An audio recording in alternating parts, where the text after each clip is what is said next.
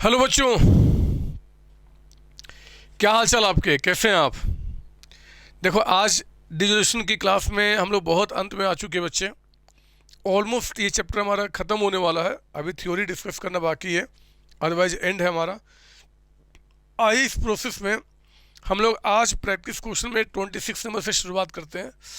ये भी simple question है, कुछ भी नया पॉइंट्स नहीं है, लेकिन क्योंकि प्रैक्टिस कराना है मुझे बहुत सारे क्वेश्चन का, उसी प्रोसेस में क्वेश्चन करा रहा हूँ आपको। 26 नंबर पढ़ो जरा, क्या बता रहा है। कहता है कि X Y are partners sharing profit losses in the ratio of 3:1। They decide to dissolve the firm on 31 March 2016।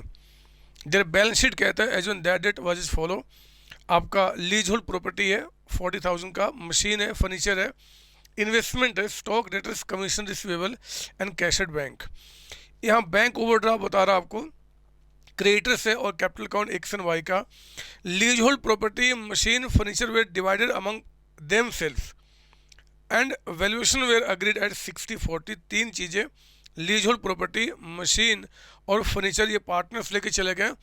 इनका वैल्यू 1,00,000 रुपये लगाया, जिसमें कि 60,000 का आपका एक्स लेके चला गया एंड वाई लेके चला गया 40,000 का। X agreed to pay creditors and Y agreed to meet the bank overdraft. X कहता है कि मैं क्रेडिटर का पेमेंट कर दूंगा और वाई कहता है कि मैं बैंक ओवरड्राफ्ट का पेमेंट कर दूंगा। फिर कहता है रिलेशन एक्सपेंस आपका 3,000 है, अगर ना बताया तो फर्म का खर्च फर्म ही पे करेगी। स्टॉक कहता है कि is worth 80% of the book value. Investment कहता है कि आपका वर्थ 18,000 है। Stock and other assets except those stated above were divided equally. Account settle किया गया कैश पेमेंट में। बोलता बताओ क्या लेजर अकाउंट्स बनाओगे। देखो ना, हमारे प्रोसेस में हम इसको पहले बनाते हैं। एक तो आपका रियलाइजेशन अकाउंट, शुरू कीजिए आप मेरे साथ। रियलाइजेशन अकाउंट प्रैक्टिस क्वेश्चन मेरे बच्चे, कुछ खास नहीं इसमें। ये लीजिए आपका रियलाइजेशन अकाउंट, थोड़ा सा बड़ा बना लेते हैं हम लोग। फिर आपका पार्टनर्स कैपिटल अकाउंट है, तो मैं यहाँ पे पार्टनर्स कैपिटल अकाउंट रेडी करता हूँ। ये लीजिए पार्टनर्स कैपिटल अकाउंट। और आप इस पार्टनर्स कैपिटल अकाउंट में यहाँ पे दो पार्टनर्स है, तो will open 2 columns X and Y का। ये लीजिए आपने 2 कॉलम रेडी किया, एक एक्स का दूसरा वाई का। जरा फिर देखो इसके बाद और क्वेश्चन में क्या बता रहा है। कोई पार्टनर्स लोन तो है नहीं, इसलिए हम सिर्फ यहाँ पे एक बैंक अकाउंट ओपन करेंगे और फिर हमारा काम ख़त्म हो जाएगा।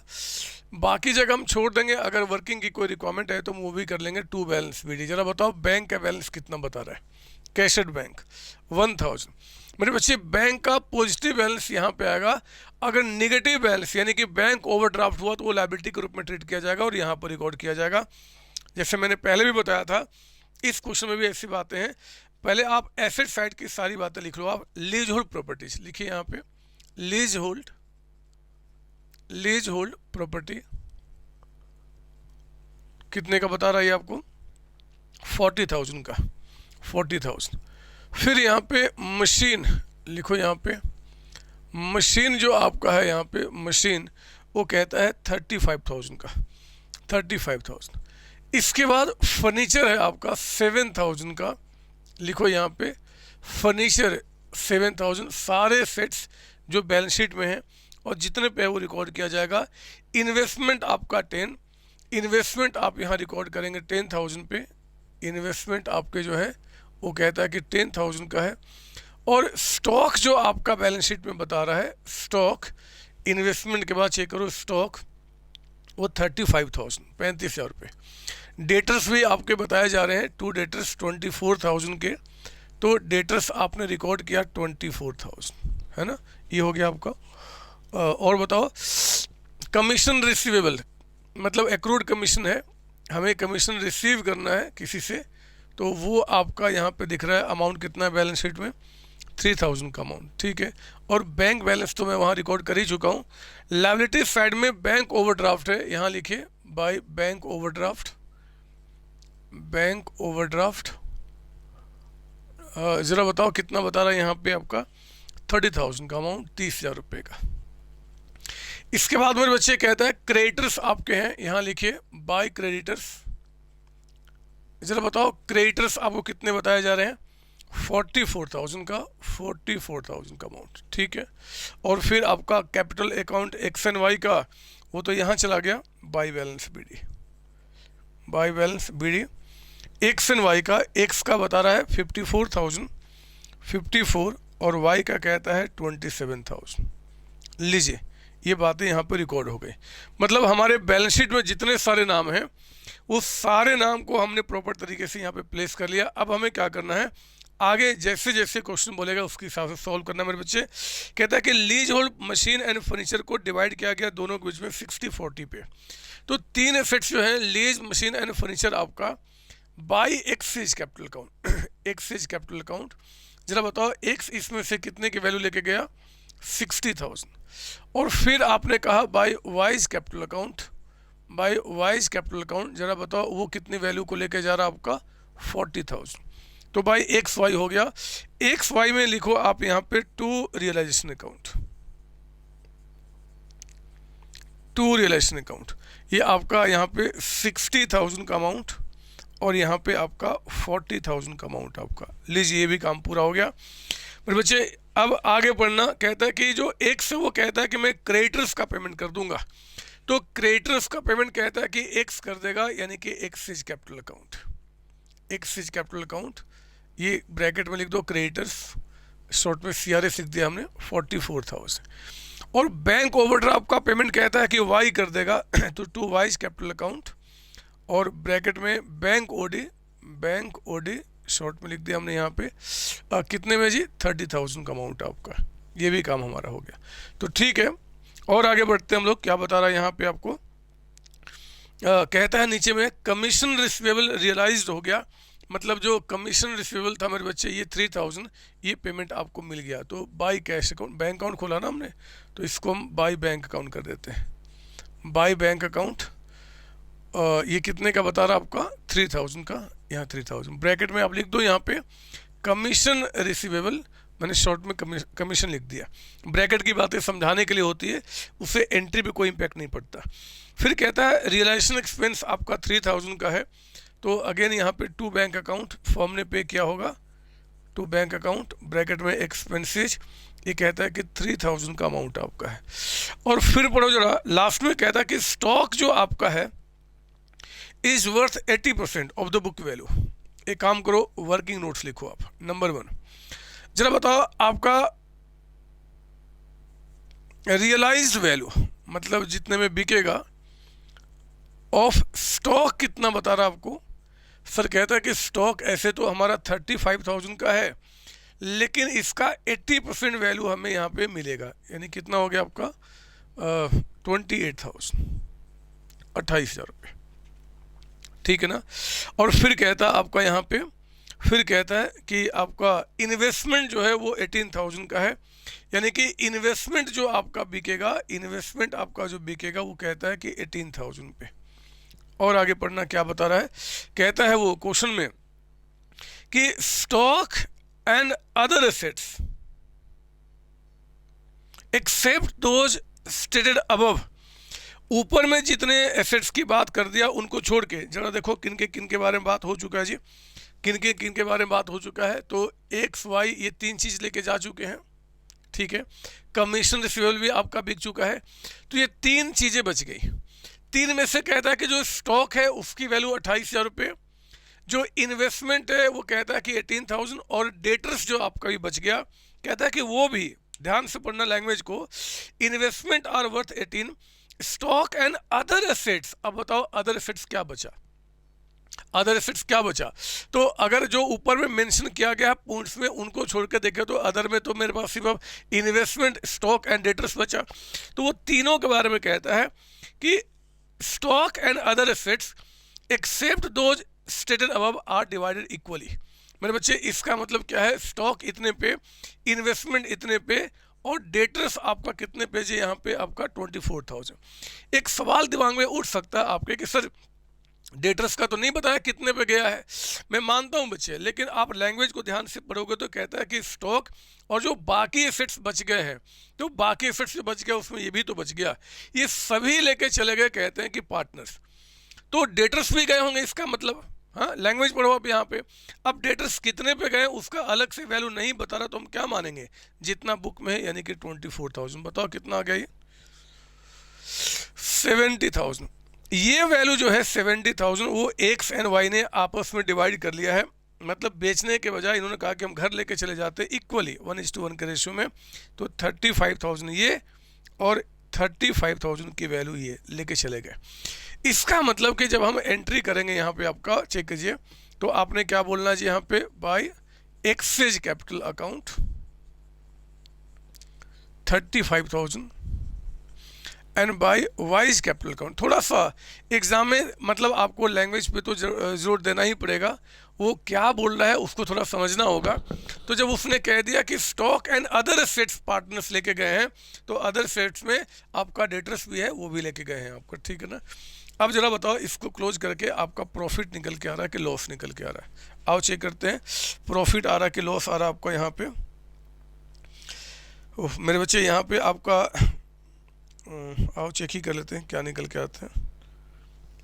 एक बार देखें यहाँ पे हम लोग, तो किस साइड को बड़ा माने यही देख लेते हैं। 70 + 3 73,000 और प्लस आपका 1 लाख और फिर आपका वो हो गया 74,000।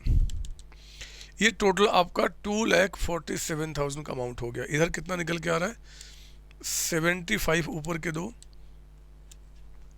17,000, फिर आपका 35,000 24,000 47,000 नीचे के दो और एंड 33,000।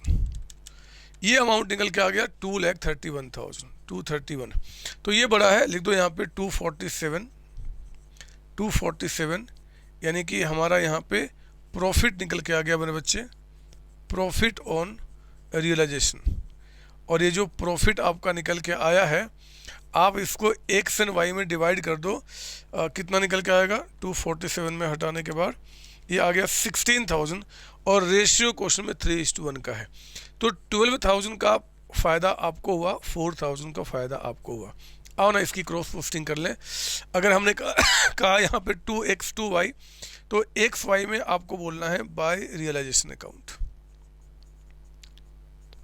बाय। अच्छा कोई लायबिलिटी छूटा तो नहीं, नहीं सर दोनों हो गया है। ये आपका एक्स लेके गया है 44,000 पे और ये लेके चला गया मेरे बच्चे 30,000 पे, ठीक है। जो आपने टू बैंक कहा एक्सपेंसेज के लिए, तो बैंक में हो जाएगा by realisation account, by realisation account, और ये अमाउंट कितना बता रहा आपको, 3,000 का अमाउंट। फिर जो प्रॉफिट ऑन रियलाइजेशन निकल के आया है, आप उसको यहाँ लिखिए बाय रियलाइजेशन अकाउंट। देखो 12,000 का प्रॉफिट इनके हिस्से में एंड 4,000 का प्रॉफिट इनके हिस्से में। इसके बाद यहाँ से आते हैं बाय एक्स वाई, तो एक्स वाई में आप यहाँ बोलेंगे टू, ये तो हो चुका, इसकी पोस्टिंग तो मैं कर चुका हूँ। हाँ इनका बाय बैंक तो to realisation account, to realisation account कितने रुपए आए हमारे पास कमीशन से, 3,000। और फिर से एक्स वाई, तो फिर से लिखेंगे आप यहाँ पे टू रियलाइजेशन अकाउंट 35,000 एंड 35। इसके बाद मेरे बच्चे अब आप इसको क्लोज कीजिए और देखो जरा क्या बैलेंसिंग फिगर, तो इधर 95 आ रहा है, ये ज़्यादा दिख रहा है हमें, 54,000 प्लस 44,000 एंड प्लस 12,000, तो ये अमाउंट आपका 1,10,000 का हो गया।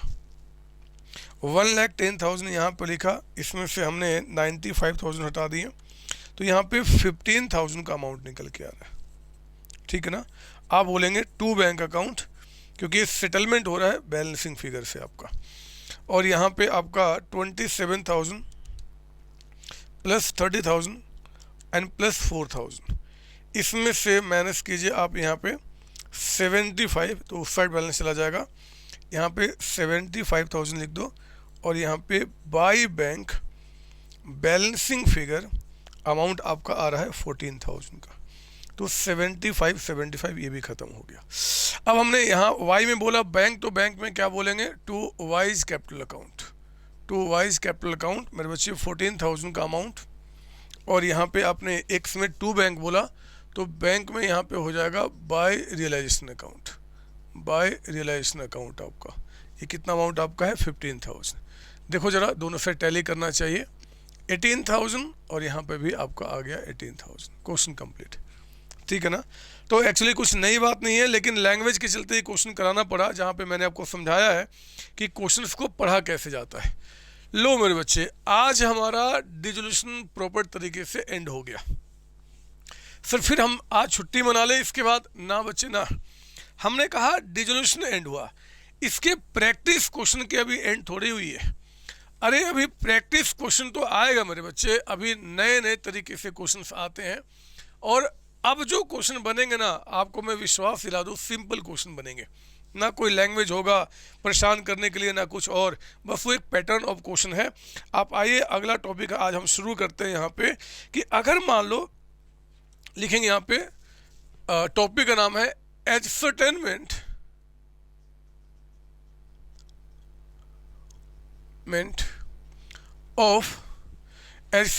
Of sundry assets by preparing memorandum balance sheet. Sir ये क्या है? सर ये क्या है, मैं आपको बताता हूँ। और बच्चे पहले तो आप समझ लो, अगर मैं आपको मेमोरेंडम का मीनिंग बताऊँ ना, तो सिंपली एक रफ वर्क होता है, जनरली इसको हम कहते हैं रफ। पता है ये कॉन्सेप्ट क्या है?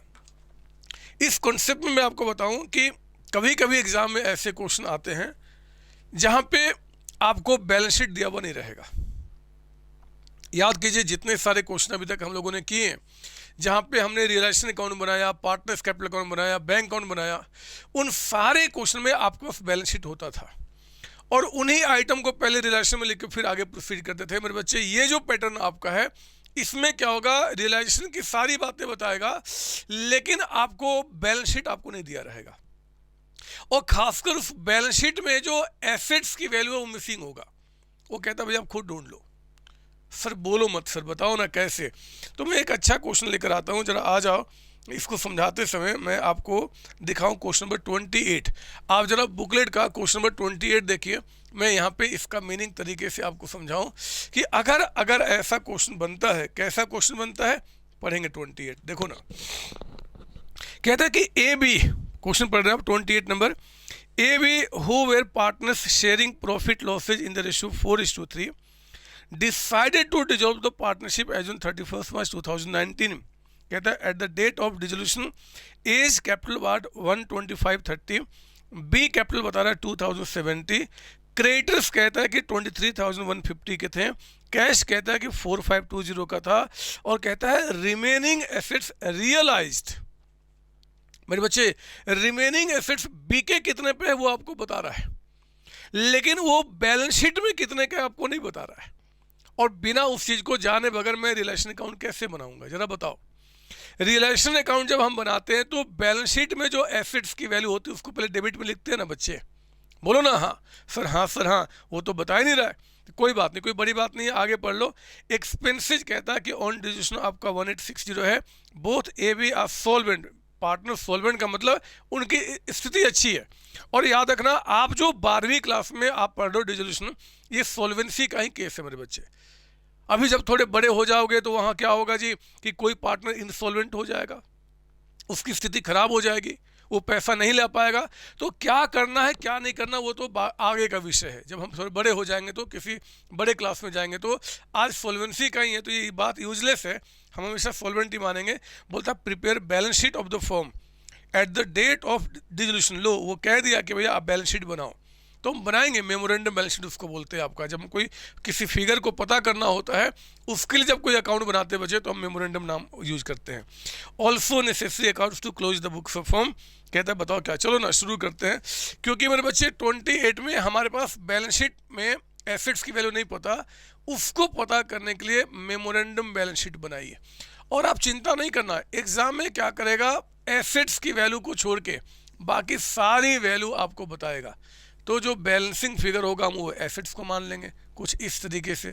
देखो जरा, बताओ क्या क्या बता रहा है आपको यहाँ पे, स्टार्टिंग से पढ़िए। ABR पार्टनर्स रेशियो कहता है 4:3 का, वो decide to dissolve the partnership at the date of dissolution कहता है A का कैपिटल B का कैपिटल, मतलब कैपिटल का बैलेंस बता दिया। लिखो यहाँ पे जो कैपिटल आपका है कैपिटल अकाउंट यहाँ पे A का और B का। A का कैपिटल कितना बता रहा जी, 12530, 1,25,030, और B का कैपिटल कितना बता रहा है आपको, 2070 आपका B का कैपिटल हो गया। और आगे बढ़ते हैं, क्रेडिटर्स आज कहता है कि 23,150 के आपके हैं, तो क्रेडिटर्स 23,150 का अमाउंट आपका हो गया 23,150 रुपये। फिर मेरे बच्चे कहता है कि कैश आज 4520 का है, यानी कि कैश जो बैलेंस आपके पास यहाँ पे वो 4520 का है, ठीक है। और बताइए, बस अब तो कहता है एसेट्स रियलाइज्ड, तो कोई बात नहीं, जितनी बातें उसने बता दी हैं आप इसको देख लो, इनमें से इसको माइनस करके जो वैल्यू आएगा वो अदर एसेट्स का निकल के आ जाएगा, और ये मेरे बच्चे बैलेंसिंग फिगर से निकल के आएगा। जब भी ऐसे क्वेश्चन आते हैं ना जहाँ पे हमें मेमोरेंडम बनाना होता है तो क्वेश्चन बहुत सिंपल होता है। 125,030 प्लस 2070 और प्लस 23,150, तो ये आपका आ गया 1,50,250 का अमाउंट। यहाँ पे लिखा 1,50,250 का अमाउंट, और इसमें से हमने 4520 को माइनस कर दिया, तो मेरे बच्चे ये 145,730 का अमाउंट निकल के आया। लीजिए, हमने यहाँ पे वो बैलेंस शीट जो क्वेश्चन में मिसिंग था पहले हमने उसको बना लिया। मेरे बच्चे अब तो कुछ रुकना ही नहीं है, आप जैसे पहले से करते आ रहे हो वही काम करो, बनाओ ना। अब इसके बाद रियलाइजेशन अकाउंट आप बनाएंगे। रियलाइजेशन अकाउंट यहाँ पे देखो, इसको मेमोरेंडम हम इसलिए कहते हैं मेरे बच्चे क्योंकि एक रफ वर्क है। सर फिर इसको वर्किंग में दिखाओ, नहीं दिखा सकते हो, बट क्वेश्चन ने कहा कि बैलेंस शीट बनाओ, इसलिए हमने यहाँ बना दिया। इससे फ़र्क नहीं पड़ता, लेकिन जब बैलेंस शीट आप बनाओगे इसकी वैल्यू को पता करने के लिए तो हमेशा मेमोरेंडम वर्ड यूज कर लेना, ठीक है ना। इसके बाद आपका यहाँ बनेगा partners capital account. Partners capital account ये लीजिए, जरा बताओ कितने पार्टनर्स हैं, 2, तो हमने यहाँ पे 2 कॉलम रेडी कर लिया, एक आपका A के लिए, दूसरा आपका B के लिए, A B आपका, ठीक है, ये भी हो गया। इसके बाद हमने क्या करना है, अब आपका एक तो आपका कैश अकाउंट है ना, तो कैश अकाउंट बना लेंगे हम यहाँ पे, है ना, कैश अकाउंट हमने बना लिया। जरा बताओ कैश का टू बैलेंस BD कितना बता रहा आपको यहाँ पे, 4520। जो अदर एसेट्स है मेरे बच्चे उसको आप यहाँ लिखिए, यही वैल्यू जो यहाँ लिख रहा हूँ इसको पता करने के लिए हमें बैलेंस शीट बनाना पड़ा, तो 145,730 ये हो गया। इधर से क्रेडिटर आपका यहाँ चला गया, बाय क्रेडिटर्स ये 23,150 है, और जो कैपिटल का बैलेंस है वो यहाँ चला गया, बाय बैलेंस BD। बताओ कितना कैपिटल बता रहा है, A का 125,030 का अमाउंट, और B का कहता है 2070 का अमाउंट। लीजिए, बातें कंप्लीट हो गई, ठीक है ना। अब मेरे बच्चे जैसे जैसे क्वेश्चन बोलेगा उस तरीके से काम करो। वो कहता है कि आपके जो एसेट्स हैं वो 124,910 में बिक गया आपका, तो by cash account, by cash. ये कहता है कि एसेट्स जो है 1,24,910 में बिका है, यही था ना, हाँ जी। और एक्सपेंसेज कहता है आपका जो हुआ है यहाँ पे रिलेशन में टू कैश अकाउंट, इसमें एक्सपेंसेज कहता है कि आपका 1860 का अमाउंट आपका हुआ, 1860। मेरे बच्चे क्रेडिटर्स के बारे में कुछ नहीं बता रहा है, तो क्रेडिटर्स का फिर पूरा पेमेंट आपका हुआ है ना। लायबिलिटी के बारे में नहीं बताया, तो पूरा पेमेंट 23,150। जरा बताओ ये बाहर कितना चला गया। तो अगर आप देखें यहाँ पे आपका बैलेंस 1860 प्लस आपका 23,150, तो मेरे बच्चे यहाँ पे 25,010 का अमाउंट निकल के आ गया, ठीक है ना। ये बातें हमारी कंप्लीट हो चुकी हैं। अब कुछ और बचा क्या? नहीं सर, आओ ना क्लोज करते हैं, देखते हैं क्या प्रॉफिट क्या लॉस निकल कर रहा है। एसेट्स कम पे बिके हैं यानी कि लॉस होने के चांसेज हैं, तो मैं यहाँ पे ऐड करता हूँ 25,010 प्लस 145,730 का अमाउंट। मेरे बच्चे इधर आ गया 1,70,740 का अमाउंट। इसमें से आप माइनस कीजिए 23,150 और माइनस कीजिए 124,910 का अमाउंट, तो यहाँ पे 22,680 का आपको निकल के आया बाय लॉस ऑन रियलाइजेशन। ये लॉस निकल के आया मेरे बच्चे, और ये जो लॉस आपको निकल के आया है, इस लॉस को ए बी के बीच में डिवाइड करो। जरा बताओ क्वेश्चन में रेशियो क्या बता रहा है? सर 4:3। तो इसको 7 से डिवाइड करो, 4 से मल्टीप्लाई करो, यहाँ पे 12,960 का अमाउंट निकल के आया, और डिवाइड बाई 4 × 3 यानी कि इसका आ गया 9720 का अमाउंट। लीजिए हमने ये भी काम पूरा किया। जल्दी से मेरे बच्चे अब इसकी क्रॉस पोस्टिंग कर लें। यहाँ पे 2 कैश बोला, तो कैश में आपका आ गया by realisation account. By realisation account आपका कितना 25,010 का अमाउंट। यहाँ पे आपका बाय कैश था, तो कैश में आप क्या बोलेंगे? 2 रियलाइजेशन अकाउंट। ये आपका 124,910 का अमाउंट निकल के आ गया, और जो लॉस आपका बना बाय यहाँ पे, वो यहाँ चला जाएगा 2 रियलाइजेशन अकाउंट। 2 रियलाइजेशन अकाउंट आपका, जरा बताओ कितना हो गया? 12,960, और यहाँ पे 9720 का अमाउंट आपका। लो, बातें सारी कंप्लीट हो गई मेरे बच्चे, सारी बातें कंप्लीट हो गई। अब तो जल्दी से इनका हिसाब करो। 2 कैश है, बाई कैश, क्वेश्चन खत्म हो जाएगा। तो 125,030 में आपको लॉस बियर करना पड़ा 12,960 का, यानी कि आपका 1,12,070 रुपीज़ का हिसाब बना। ये हम आपको कैश में पेमेंट कर देंगे, 2 कैश अकाउंट, बैलेंसिंग फिगर। और जरा चेक कर लें बी का हिसाब कितना इधर जा रहा है मेरे बच्चे, बाई कैश अकाउंट। तो बैलेंसिंग फिगर जहां भी आएगा वहां लिख दूंगा मैं 9720 माइनस आपका 2070। तो ये अमाउंट आपका निकल के आया 7650 का अमाउंट। आओ ना, बी में कैश बोला, तो कैश में 2 बीज कैपिटल अकाउंट कितना हो गया 7650। और यहाँ पे आपने ए में कहा 2 कैश, तो कैश में बोलेंगे बाई एज कैपिटल अकाउंट, और ये अमाउंट हो गया 112,070 का अमाउंट। अब देखो दोनों से टैली कर रहा होगा। 7650 प्लस 124,910 प्लस आपका 4520 मेरे बच्चे, यहाँ पे आ गया 137,080, और यहाँ पे भी आ गया 137,080 का अमाउंट। लीजिए काम खत्म हो गया। It's very simple.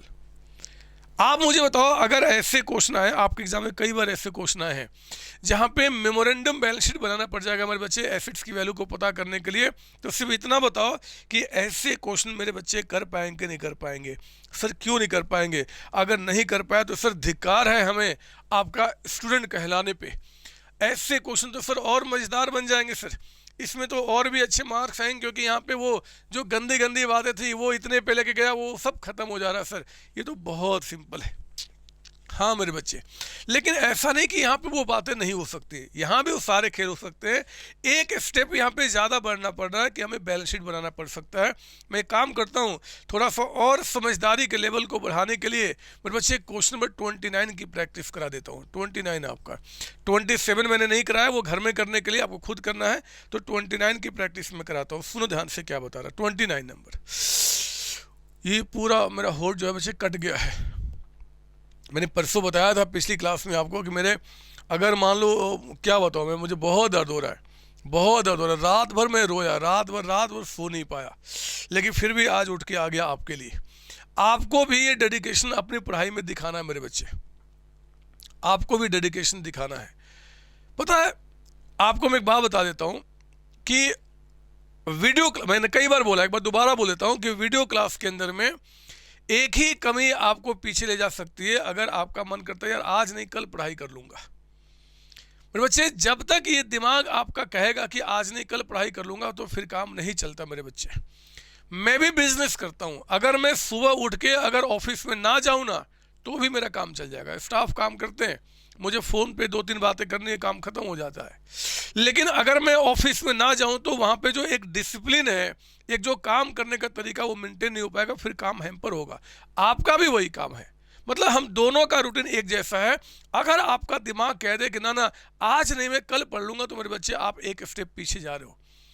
अरे आप देखो ना, मैंने क्लास में कहीं पे भी ऐसी कोशिश नहीं की कि आप थोड़ा सा भी बोरिंग फील करें। आप पढ़े तरीके से एंजॉय करें पढ़ाई को, कॉन्सेप्ट पे हम लोग काम कर रहे हैं। तो आपको कोशिश करना चाहिए कि यार परसों की स्टडी भी आज कर लूँ, तब तो मज़ा आएगा। इसलिए मेरे बच्चे आपको पढ़ना है और आपको पढ़ना है और आपको पढ़ना है। माँ पापा बोले तभी पढ़ना है ऐसा नहीं है, मैं आपको बोलूँ तभी पढ़ाई करना है ऐसा नहीं है। सेल्फ मोटिवेशन एक चीज़ होती है, अगर सेल्फ मोटिवेशन आपके अंदर है तब तो आप कुछ भी कर सकते हो, लेकिन अगर आपके तरफ प्रेशराइज किया जा रहा है, जोर लगाया जा रहा है आगे बढ़ने के लिए, तो फिर लाइफ में फ़ायदा नहीं है पढ़ाई करने का। मैं सच्ची बता रहा हूँ।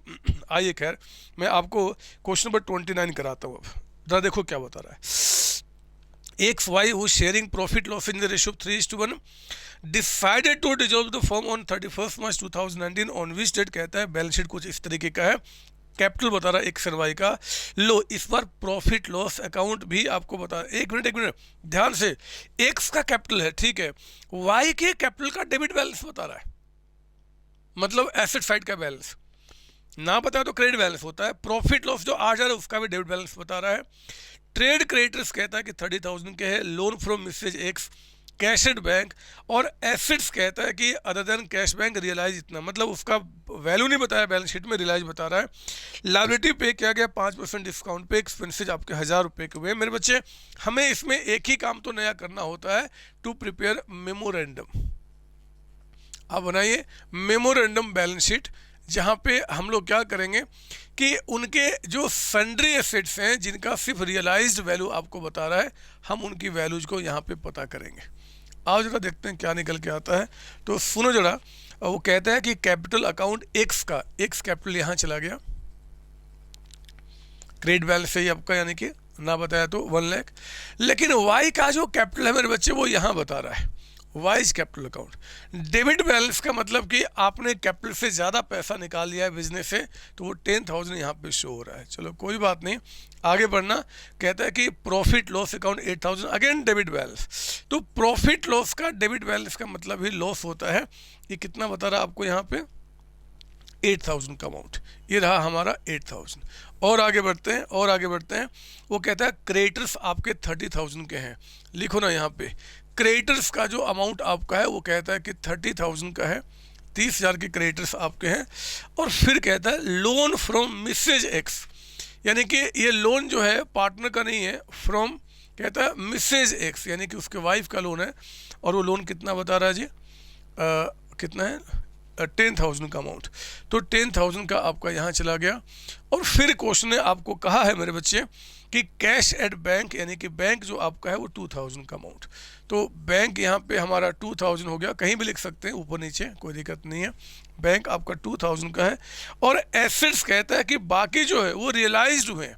तो जरा चेक कर लो कि अदर एसेट्स की वैल्यू आखिर है कितनी जो उतने में बिके हैं, यानी कि बैलेंसिंग फिगर। ये देखो यहाँ पे 1,40,000 का अमाउंट निकल के आ गया। 1,40,000 में से आपको क्या करना है, इस तीनों को माइनस कर देना, यानी कि 20,000। तो ये बच गया 1,20,000। लो यही तो इम्पोर्टेंट है, सिर्फ इस वैल्यू को पता करना इम्पोर्टेंट है मेरे बच्चे, इसके बाद तो कुछ दिक्कत है ही नहीं। हम लोग क्या करेंगे सॉल्यूशन के अंदर में, माफ़ कीजिए सॉल्यूशन शुरू हो चुका है, यहीं से आप स्टार्ट करेंगे बनाना रियलाइजेशन अकाउंट। अब मुझे ये बनाने का मन नहीं कर रहा है, लेकिन बिलीव करो इसलिए बना रहा हूँ कि आप भी कहीं ऐसा ना हो कि आप ना बनाओ कि ठीक है जी हमसे बन जाएगा। Practice makes the man perfect, ये नहीं कि आपको प्रैक्टिस करना है मेरे बच्चे। ये हमारा रियलाइजेशन अकाउंट आपका हो गया। इसके बाद पार्टनर्स के नाम है, will prepare partners capital account. छोटे छोटे बनने कुछ ज़्यादा इसमें है नहीं। पार्टनर्स कैपिटल अकाउंट, ये लीजिए 2 पार्टनर हैं, तो हमने 2 कॉलम रेडी कर दिया एक्स एंड वाई का। ये एक्स हो गया, Y, X and Y, X Y है ना सर, हाँ। और फिर आपका बैंक कह रहा है, तो हमने यहाँ पे बैंक अकाउंट ओपन कर दिया। अब आओ जरा देखते हैं यहाँ पे हमारा बैंक जो 2,000 है उसको यहाँ रिकॉर्ड कीजिए, टू बैलेंस बीडी 2,000 का अमाउंट। फिर आपके जो अदर एसेट्स हैं उनको आप यहाँ रिकॉर्ड कीजिए, टू अदर एसेट्स। ये कितना बता रहा है, 1,20,000 का अमाउंट। जो वाइज कैपिटल है वो यहाँ चला गया, to balance BD, to balance BD. Y का कितना बता रहा है आपको, 10,000 का अमाउंट। और जो प्रॉफिट लॉस का मेरे बच्चे डेबिट बैलेंस है, यानी कि to profit loss account. Partners में 8,000 का अमाउंट है। जरा बताओ रेशियो क्या बता रहा है, 3:1। तो 8 में 6,000 आपका यहाँ चला गया एंड 2,000 का अमाउंट यहाँ चला गया। मेरे बच्चे, वो आपका कैपिटल जो है एक्स का, उसको यहाँ लिखो आप, by balance B D.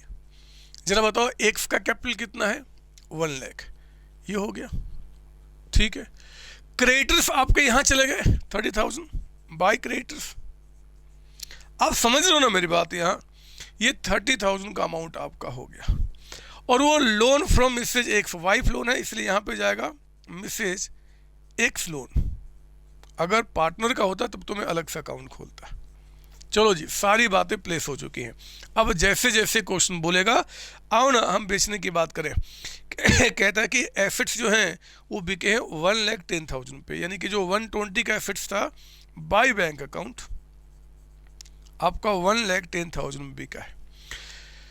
Liability के बारे में टू बैंक अकाउंट, जरा बताओ लायबिलिटी के बारे में क्या बता रहा है, कौन कितने में पे हुआ, क्रेडिटर्स कितने में पे हुआ है, क्रेडिटर्स कितने में पे हुआ है सर, क्रेडिटर्स 30,000, ना नीचे कहता है कि लायबिलिटी जो है वो पे हुए 5% डिस्काउंट पे, तो दोनों लायबिलिटी का 5% डिस्काउंट पे पेमेंट होना, यानी कि क्रेडिटर जो आपका 30,000 का था ये 28,500 का पेमेंट आपका हुआ, 28,500। और जो मिसेज एक्सचेंज लोन है मेरे बच्चे, इसका भी 5% डिस्काउंट पे, यानी कि 9,500 का पेमेंट आपका हुआ है, 9,500 का।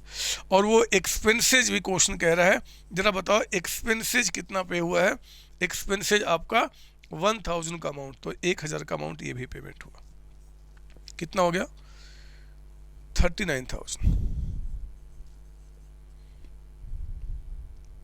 ठीक है ना। और कुछ बता रहा नहीं सर, क्लोज करो आप, और क्लोज करके बताओ प्रॉफिट लॉस क्या निकल के आता है, प्रॉफिट लॉस क्या निकल के आता है। यहाँ पे आपका 150 और यहाँ पे 159 हो गया, 159 यहाँ लिखे, 159 यहाँ लिखे, 159 में माइनस कीजिए आप यहाँ पे 150, तो 9,000 का कैलकुलेशन क्या करना है, ये तो सिंपल दिख रहा है। यहाँ पे लॉस निकल के आ गया, लॉस ऑन रियलाइजेशन यहाँ पे बना मेरे बच्चे 9,000, जो कि एक्स और वाई के बीच में डिवाइड हो जाएगा। चलो बताओ रेशियो क्या बता रहा है यहाँ पे, 3:1, तो 9,000 को अगर 3:1 में मैं डिवाइड करूँ तो डिवाइड बाई 4 × 3, ये आपका आ गया 6,750, और यहाँ पे आ गया 2,250। लीजिए ये बात खत्म हो गई मेरे बच्चे, काम खत्म हो गया, हमने सारी बातें कर ली। अब जल्दी से काम करो, आप इनकी क्रॉस पोस्टिंग करना शुरू करो। यहाँ पे कहा आपने टू बैंक, तो बैंक में कहेंगे by realisation account, by realisation account. जरा बताओ कितना अमाउंट निकल के आ गया 39,000। और मेरे बच्चे यहाँ पे जो आपने कहा बाय बैंक, तो यहाँ पे टू रियलाइजेशन अकाउंट,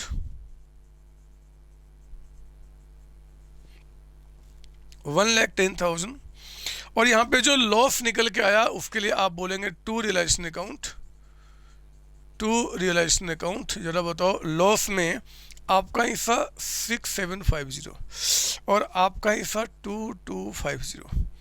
तो इस तरीके से हम लोगों ने क्या किया, ये काम कंप्लीट किया। और ज़रा चेक करो अब फाइनली इनका हिसाब क्या बनता है। तो एक्स में मेरे बच्चे यहाँ पे आ गया to bank account, balancing figure कितना जी, तो 1 लाख इनका कैपिटल था, इसमें से 12,750 टोटल माइनस कर दो, तो 87,250 का यहाँ पे इनको पेमेंट किया जाएगा। वाई ने पैसा बिजनेस से ज़्यादा लिया हुआ है, तो बाई बैंक इनको बिजनेस में देना पड़ेगा। सर ये क्यों देगा, क्यों देगा सर, बोलेगा नहीं देंगे, देना पड़ेगा, कानून है मेरे बच्चे देश में, अगर नहीं दिए तो फिर जेल जाओगे। सारी प्रॉपर्टी जो आपकी है वो कुर्क कर दी जाएगी, सारी प्रॉपर्टी कुर्क कर दी जाएगी, कुर्क मतलब कि जब्त कर ली जाएगी, तो इसलिए आपको देना पड़ेगा 14,250 का अमाउंट देना पड़ेगा। तो वाई में बाई बैंक बोला, बैंक में क्या बोलेंगे टू वाइज कैपिटल अकाउंट 14,250, और यहाँ पे एक्स में टू बैंक, तो बैंक में क्या बोलेंगे बाई एक्सेज कैपिटल अकाउंट, कितना 87,250। ये दोनों से टैली करना चाहिए। तो आप देख लो एक बार, 1 लाख यहाँ पे 12,000 और इसमें ऐड कर दिए, तो ये 126,250 का अमाउंट, और मेरे बच्चे यहाँ भी आ गया 126,250 का अमाउंट। लीजिए खत्म हो गया।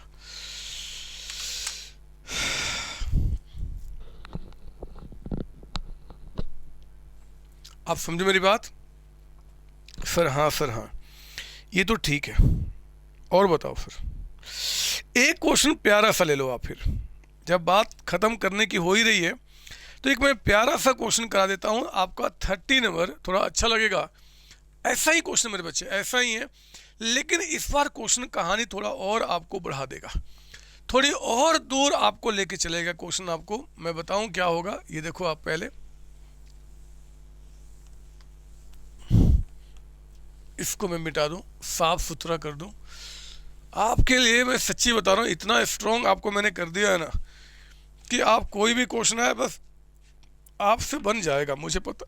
हाँ जी बच्चों, एक शॉर्ट ब्रेक वीडियो के बीच में मैं आपको बताना चाहता हूं कि जो आप लेक्चर स्टडी कर रहे हैं, चाहे मेरे रेगुलर क्लास के लेक्चर है, चाहे वो आपका रिवीजन लेक्चर्स है, उन सब का मैंने पीडीएफ मेरे बच्चे मैंने वीडियो के डिस्क्रिप्शन में आपको दिया हुआ है। आप वहां से डाउनलोड करके आप उसे स्टडी कर रहे हैं या कर सकते हैं। लेकिन फिर भी मेरे बच्चे मैं आपको एडवाइस करूंगा कि आप मेरी ये जो बुक है, हार्ड बुक 11th क्लास या 12th क्लास का, आप इसको मंगाए अपने पास। बहुत ही नॉमिनल चार्ज पे मैं आपके घर में इस बुक को डिलीवर करने की रिस्पॉन्सिबिलिटी लेता हूं, मैं और मेरी सीओसी टीम। मेरे बच्चे, इस बुक को आपके पास रहने से ये फ़ायदा है कि जो भी लेक्चर्स आप मेरे स्टडी कर रहे हैं, चाहे वो आपका रिवीजन लेक्चर हो, चाहे वो आपका जो रेगुलर क्लास के लेक्चर है, उन सबको आप यहाँ पे नोट डाउन कर पाएंगे और एग्ज़ाम के टाइम पे आप बेहतर तरीके से रिवीजन कर सकते हैं। बिलीव कीजिए, चाहे वो आपके टी.एस. गिरवाल जी की बुक हो, चाहे वो डी.के. गोयल जी की बुक हो, उन सबके जो अच्छे अच्छे कॉन्सेप्ट क्वेश्चन हो सकते हैं मैंने यहाँ पे कवर किए हुए हैं। यही नहीं, जो पास्ट ईयर क्वेश्चंस एग्जाम में आए हैं या फ्यूचर में जो बन सकता है मेरे बच्चे, उन सबको मैंने कवर किया हुआ है। जिन क्वेश्चंस को मैं आपके रेगुलर क्लास में या रिवीजन लेक्चर में मैं प्रैक्टिस कराता हूँ क्लास के अंदर में, उसका सोल्यूशन मैंने यहाँ पे नहीं दिया है। लेकिन जो क्वेश्चन मैं आपको होमवर्क के रूप में देता हूँ कि होमवर्क में आपने करना है, उन सबका सोल्यूशन मैंने यहाँ पे दिया हुआ है। आपके एग्जाम में आने वाला एक एक थ्योरी, एक एक प्रैक्टिकल को मेरे बच्चे इस बुक के अंदर में कवर किया गया है। तो मैं चाहूँगा कि इस वीडियो में जो आपका डिस्क्रिप्शन में जो नंबर्स दिख रहे हैं, आप इस पर कॉल करें। मेरी सीओसी टीम आपके घर में नॉमिनल चार्ज पे इन बुक को डिलीवर करने के रिस्पॉन्सिबिलिटी लेती है। आइए आगे बढ़ते, पढ़ाई करते हैं। ऑल द बेस्ट बच्चे। थैंक यू जी, थैंक यू।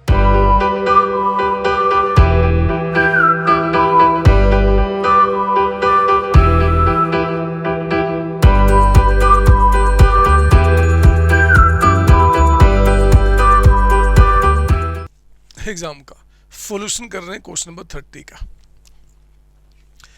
सर ये क्या है क्वेश्चन, समझाओ। अभी चलो इसको हटा दो, देखो पहले क्वेश्चन क्या है। इस क्वेश्चन में क्या होने वाला है, पढ़ लो ना, वही क्वेश्चन है। सर हम भी पढ़े ना, ना आप नहीं पढ़ना, बस सुन लो मेरी बात। हाँ वही क्वेश्चन है, सुनो। इस क्वेश्चन में क्या हो रहा है मेरे बच्चे कि फर्म जो है ना, वो मान लो 1 अप्रैल 2012 यहाँ पे फर्म डिजॉल्व हो रही है, और आज का आपको बैलेंस शीट जो है वो क्वेश्चन में नहीं दिया हुआ, मतलब सन्ड्री एसेट्स की वैल्यू नहीं है। तो हम क्या करेंगे, हम यहाँ पे बैलेंस शीट बना लेंगे, जैसे हम पीछे के 2-3 क्वेश्चन में किए जी। लेकिन बच्चे इसने कहानी का नया ऐड किया है कि अभी तक के पिछले क्वेश्चन में कैपिटल अकाउंट आपको यहाँ का बताता था कि अगर 2 पार्टनर है तो इतना, इनका कितना, इतना कितना है, इनका बताया करता था। इस बार क्या करेगा, कैपिटल बता तो रहा है, लेकिन यहाँ पे बताने के बजाय आज से कुछ वर्ष पहले का बता रहा है। 1 साल पहले, 2 साल पहले, मान लो ये 1 अप्रैल 2010 का बता रहा है, मतलब आज से 2 years बिफोर, मान लो 2 साल 3 साल कुछ भी हो सकता है, बता रहा है। तो कैपिटल जो है ना बच्चे, वो आपको यहाँ का बता रहा है कि एक्स और वाई का कैपिटल इतना इतना आपका है। अब मुझे ये बताइए कि जो बैलेंस शीट हमें यहाँ पे बनाना है, उस सन्ड्री एसेट्स की वैल्यू को पता करने के लिए तो हमें यहाँ का कैपिटल चाहिए ना बच्चे, 2 साल पहले का तो कैपिटल नहीं चाहिए। हाँ सर हमें यहाँ का कैपिटल चाहिए। तो पता क्या होगा, जो आपको कैपिटल यहाँ का बता रहा है ना, फिर इस पूरे 2 साल में क्या क्या हुआ, क्या प्रॉफिट आपने कमाया, क्या लॉस कमाया, क्या ड्रॉइंग्स किया, सारी बातें क्वेश्चन आपको बताएगा। मेरे बच्चे, उन सबको कैपिटल में प्लस माइनस करके आप यहाँ का कैपिटल निकाल लेना, और फिर क्वेश्चन को जैसे हम करते हैं वैसे ही करते चले जाएंगे। मतलब सर आओ ना, मैं आपको 30th क्वेश्चन से बताना शुरू ही कर दूं कि मतलब क्या बोलना चाहता हूं मैं आपको यहाँ पे। ये लीजिए जरा, आ जाओ क्वेश्चन नंबर 30 देखते हैं यहाँ पे। Solution of question number 30। पढ़ो जरा क्या बता रहा है। ए बी मेरे partners on 1 April 2010। Low diagram वही शुरू हुआ जो मैं बता रहा था। यहाँ पे 1 अप्रैल 2010 को कहता है कि दो पार्टनर हैं ए एंड बी, और कहता है कि आज इनका जो कैपिटल था वो कैपिटल इनका 60,000 एंड 40,000 का अमाउंट था। ये इनका आज का कैपिटल हो गया मेरे बच्चे, है ना, 1 अप्रैल 2010 का। कहता है they share profit losses in the ratio 3:2। They carried on business for the 2 years। 2 साल तक बिजनेस चलाया। इन द फर्स्ट ईयर कहता है कि इनको प्रॉफिट हुआ, लेकिन सेकेंड ईयर में कहता है कि लॉस हुआ। यानी कि ये जो 2 साल, एक आपका हो गया 31 मार्च 2011 और एक हो गया 31 मार्च 2012। कहता है कि इस ड्यूरेशन में इनको प्रॉफिट हुआ है पहले साल में, और इस दूसरे वाले वर्ष में इनको यहाँ पे लॉस हुआ है। जरा बताओ प्रॉफिट कितना हुआ है? 50,000 का यहाँ पे हुआ है जी, 50,000 का प्रॉफिट, और यहाँ पे लॉस हुआ है आपको 20,000 का। ये हमारा फर्स्ट ईयर हो गया, ये हमारा सेकेंड ईयर हो गया। ठीक है, आगे बढ़ना। कहता है कि as business was no longer profitable they dissolve the firm. Profitable नहीं है बिजनेस, आज बंद कर दिया। कब बंद किया? 31 मार्च 2012 को। यहाँ पे मेरे बच्चे कहता है कि क्रेडिटर्स जो है आज 20,000 के थे। आज वो कहता है, सर ये डायग्राम हम भी बनाए? हाँ बच्चे बना लो, डायग्राम बनाने से आपको क्लियरिटी आता है। क्रेडिटर्स आज कहता है कि 20,000 के थे। फिर कहता है कि पार्टनर्स ने विड्रू यानी कि ड्रॉइंग्स किया है फॉर द पर्सनल यूज 8,000 पर पार्टनर पर ईयर। मेरे बच्चे दोनों पार्टनर ने ड्रॉइंग्स किया है। ड्रॉइंग्स जो आपका है दोनों साल, यहाँ भी आपका है और यहाँ भी है ड्रॉइंग्स, दोनों ने ड्रॉइंग्स किया है, मतलब ए ने भी बी ने भी। कितना? 8,000 इन्होंने, 8,000 इन्होंने। यहाँ भी ड्राइंग्स आपका हुआ है, 8,000 आपने किया, 8,000 आपने किया। देखो साफ साफ क्वेश्चन बता रहा है, मैं कुछ नहीं बोल रहा है, वही कह रहा है। कहता है कि एसेट्स रियलाइज्ड। लो आज जो हमारा है वो एसेट्स यहाँ पे है कितने का वो नहीं बता रहा है, वो कहता है कि रियलाइज्ड यानी कि जो बिका है वो वैल्यू बता रहा है आपको। और कितना बता रहा है आपको यहाँ पे? 1 लाख रुपए का, 1 लाख रुपए। क्वेश्चन को देखो समझना आपने, ये पैटर्न ऑफ क्वेश्चन है, अगर आएगा तो ऐसा ही आएगा। और मेरे बच्चे एक्सपेंसेज ऑन रिलेशन, जब हमने एक्सपेंस जो खर्च किया यहाँ पे रिलेशन के टाइम पे कितना आपका हो गया? ये कहता है कि 3,000 का अमाउंट है, 3,000 का। ठीक है, लो हमने क्वेश्चन की सारी बातें यहाँ पर रिकॉर्ड कर ली, सारी बातें क्वेश्चन की हमने यहाँ पे सारी बातें रिकॉर्ड कर ली मेरे बच्चे। अब हमें क्या करना है यहाँ पे? बेसिकली हमें यहाँ पे शुरू करना है अपना सॉल्यूशन। और उस सॉल्यूशन में मेरे बच्चे अगर हमें यहाँ का एसेट्स की वैल्यू जानना है तो हमें यहाँ का बैलेंस शीट बनाना पड़ेगा। और इस दिन का बैलेंस शीट मेमोरेंडम बनाने के लिए आपको पहले कैपिटल का बैलेंस यहाँ पे जानना पड़ेगा। तो इसलिए आप एक काम करो, बनाओ पहले यहाँ पे partners capital account. Partners capital account आप बनाएंगे यहाँ पे, partners capital account for 2 years, 2 वर्षों का, एंडेड ऑन, जो 2 वर्ष कहाँ खत्म हो रहा है? 31 मार्च 2012 को। ठीक है ना, हम इसका बना रहे हैं पार्टनर्स कैपिटल अकाउंट। ये लीजिए, 2 पार्टनर्स हैं यहाँ पे ए एंड बी, तो आपने यहाँ पे स्टार्ट किया बनाना ए एंड बी का। लीजिए ए एंड बी, यहाँ पे ए एंड बी। तो जरा बताओ बाई बैलेंस बीडी इनका कैपिटल यहाँ कितना बता रहा है? 60,000 एंड 40,000। जब जब कैपिटल बढ़ेगा तो क्रेडिट करूँगा, घटना डेबिट करूँगा, जानते हो ना। देखो समय आगे चला, पहले साल में प्रॉफिट हुआ, तो प्रॉफिट जो है बाई प्रॉफिट लॉस अकाउंट इनके अकाउंट में ऐड हो गया होगा।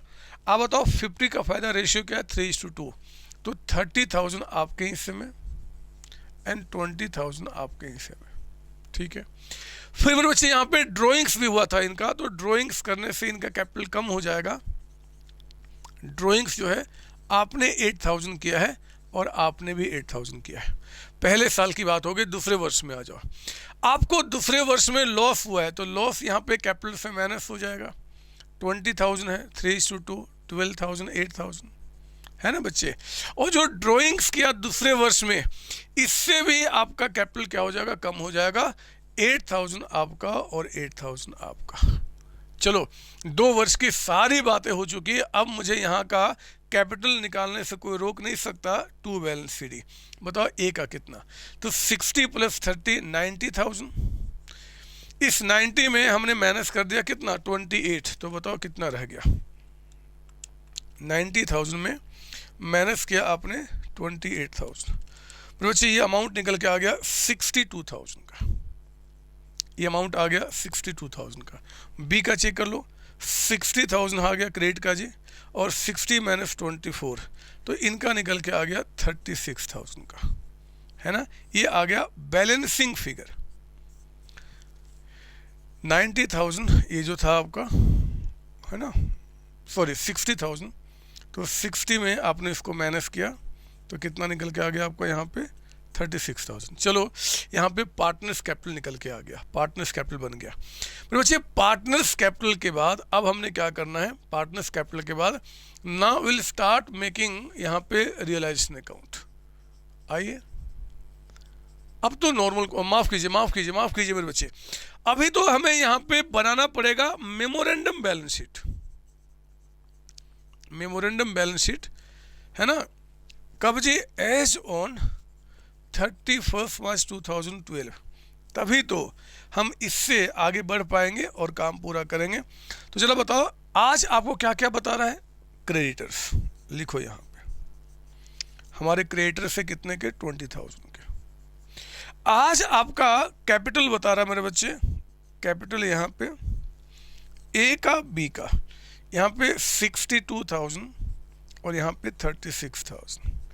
और कुछ बता रहा है आपको यहाँ पे आज नहीं, कहीं पे आज कैश का बैलेंस बता रहा है नहीं, तो फिर नहीं है, होगा तो पक्का बताएगा, क्योंकि आपके सिलेबस में अगर ऐसा कॉन्सेप्ट बनता है तो सिर्फ सन्ड्री एसेट्स ही मिसिंग हो सकता है, बाकी जो भी होगा वो आपको बताएगा। तो 36 प्लस 62,000 एंड प्लस क्रेडिटर्स का 20,000, ये आ गया 1,18,000 का अमाउंट आपका। मेरे बच्चे 1,18,000 का अमाउंट जो यहाँ निकल के आ गया, ये आ गया 118, लो काम खत्म हो गया। हमने मेमोरेंडम बैलेंस शीट बना के यहाँ पे हमने बैलेंस पता कर लिया। अब हमारा जो काम होगा, अब नॉर्मल तरीका जो हम करते आ रहे हैं, मुझे आगे बनाना का मन नहीं कर रहा मेरे बच्चे, क्योंकि मैं जानता हूँ अगर यहाँ तक आप बढ़ गए तो फिर ये तो आपके लिए कुछ अब बचा नहीं करने के लिए। लेकिन मैं जानता हूँ आप बहुत गंदे इंसान हैं, बहुत गंदे इंसान, आप कहाँ इसको प्रैक्टिस करते हो घर में, इसीलिए मैं यहाँ पे आपके लिए बना देता हूँ। चलो पार्टनर्स कैपिटल अकाउंट, दो पार्टनर्स हैं विद 2 कॉलम्स, क्या क्या नाम है जी, A and B and A and B आपका, ठीक है ना। और कैश अकाउंट यहाँ पे हमने स्टार्ट किया बनाना, तो शुरू करो पहले यहाँ से बैलेंस लिखना जी। यहाँ लिखा 2 सन्ड्री एसेट्स, कितने के हैं 1,18,000। यहाँ पे बाय क्रेडिटर्स कितने का बता रहा है 20,000 का। और ये जो कैपिटल ए बी का है उसको यहाँ लिखिए by balance B D 62,000 and 36,000, ये भी ठीक है। आप मेरी बातें समझ रहे हो ना, मेरा गला खराब है मेरे बच्चे, मुंह में भी सब कुछ खराब है, फिर भी आप मेरी बातें समझ रहे हो। मैं जानता हूँ कैश यहाँ पे नहीं है, इसलिए कैश का ओपनिंग बैलेंस यहाँ पे नील है, होता तो मैं पक्का लिखता, या तो एग्जाम में नील लिखो या ये भी ना लिखो, कोई दिक्कत नहीं है। अब प्रोसेस को आगे बढ़ाओ, जरा बताओ बाई कैश अकाउंट, आपके जो सन्ड्री एसेट्स हैं 1,18,000 के कितने में बिके हैं 1 लाख। देखो क्वेश्चन में कहता है कि 1 लाख में बिक गया।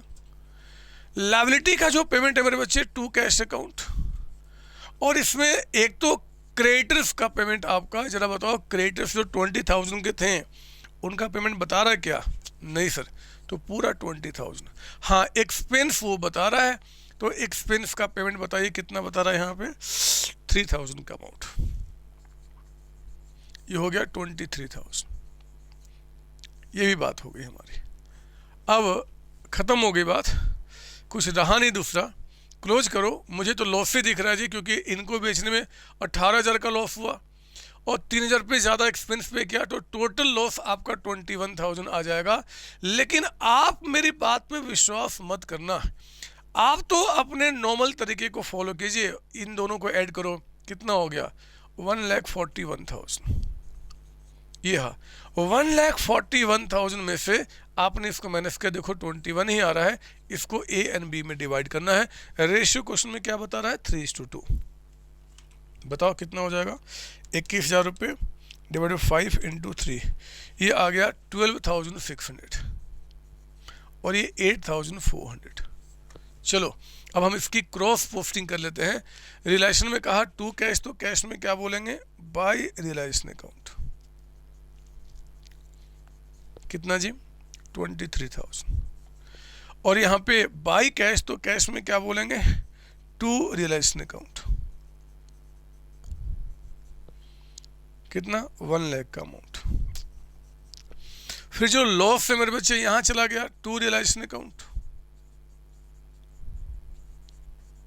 बताइए, ए का लॉस 12,600, बी का 8,400।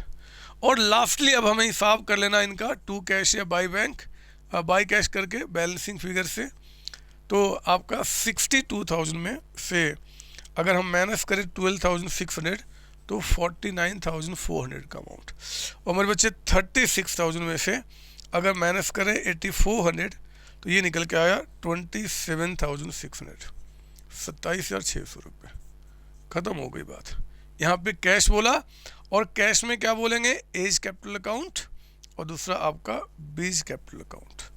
ए का 49,400, 27,600 रुपये, 27,600, ये भी 1 लाख आ गया और ये भी 1 लाख आ गया, दोनों से टैली कर गया।